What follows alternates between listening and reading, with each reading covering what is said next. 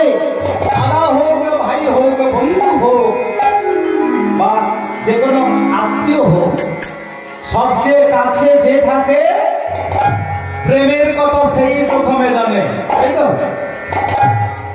মানে সবে মাত্র কুড়ি থেকে ফুল ফুটলো, এটা হলো দ্বিতীয় দশা বা কুসুম দশা।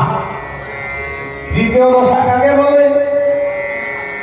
তৃতীয় দশার নাম হলো মঞ্জিষ্ঠা।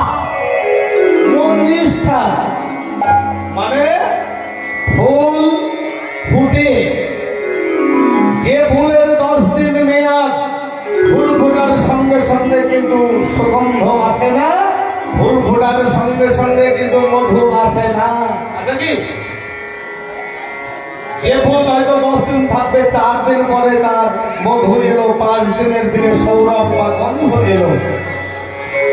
যে ফুল একদিন দিকে থাকবে, হয়তো 4 ঘন্টা পরে মধু এলো, তারপরে সৌরভ বা গন্ধ এলো। যখন ফুল ফুটে মধুতে টইটুম্বুর হয়ে যায়, সৌরভে ছড়িয়ে দেয়, ওই সৌরভে বা ফুলের গন্ধে ফুলের মধ্যে ভ্রমরা ভ্রমরি আসুক, মধু পান করুক, চলে যাক, এতে আমার কিছুই যায় আসে না। ফুলের পাপড়ি একেবারে এলিয়ে মেলিয়ে নিয়ে পড়ে যায়। দেখবেন ফুল যখন পুরানো হয়ে যায়, দেখবেন পাপড়িগুলো একেবারে এলিয়ে যায়।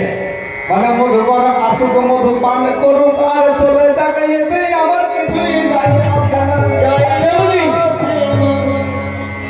যখন দেখবে ছেলে মেয়ের মধ্যে যখন প্রেমটা প্রগাঢ় হয়ে গিয়েছে, যখন ভালোবাসাটা অনেক আঠা ভাব হয়ে গিয়েছে, তখন ওই নায়ক নায়িকা মনে মনে ভাবে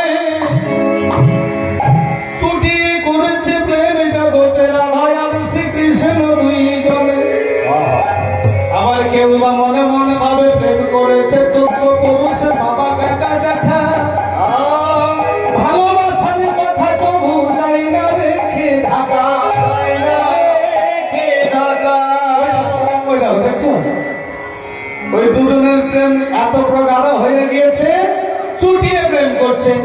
বাগানের মধ্যে হাট চালায়, স্টেশনে, বাস স্ট্যান্ডে, রকে বসে, ঢবে বসে, মাথায় বসে, হ্যাঁ, তারা দুজনে চুটিয়ে প্রেম করবে। আসুক লোক, আসুক নিকট আত্মীয়, দেখুক চলে যাক, এতে আমাদের আর কিছুই যাই আসে না। এই দশাটাকে বলছে মঞ্জিষ্ঠা দশা। আর কেউ বুঝতে বাকি থাকলেন না? না না, খুব ভালো। এগুলো জানতে হবে, না জানলে কিন্তু এই লীলার মধ্যে কিন্তু ঢুকতে পারবেন না। শুধু দেখবেন যে একটা ছেলে এসেছিল, গান ভালো বন্ধ, যা করলো করলো, দুটো খরচ ছিল, এই ছিল তাই ছিল। এগুলো জানতে হবে, না জানলে এক কলম লিখে দিতে পারি, পূর্বরাগ সম্বন্ধে কেউ জানতে পারবে না। তো দেখুন, এবারে রাধারানী আর গোবিন্দ উভয়ের প্রতি পূর্বরাগে জন্মেছে। সকাল থেকে তো হলো রাধারানীর পূর্বরাগ, চিত্রপটে মিলন হলো, এবার শুরু হলো কৃষ্ণের পূর্বরাগ। আগে আমার শাখা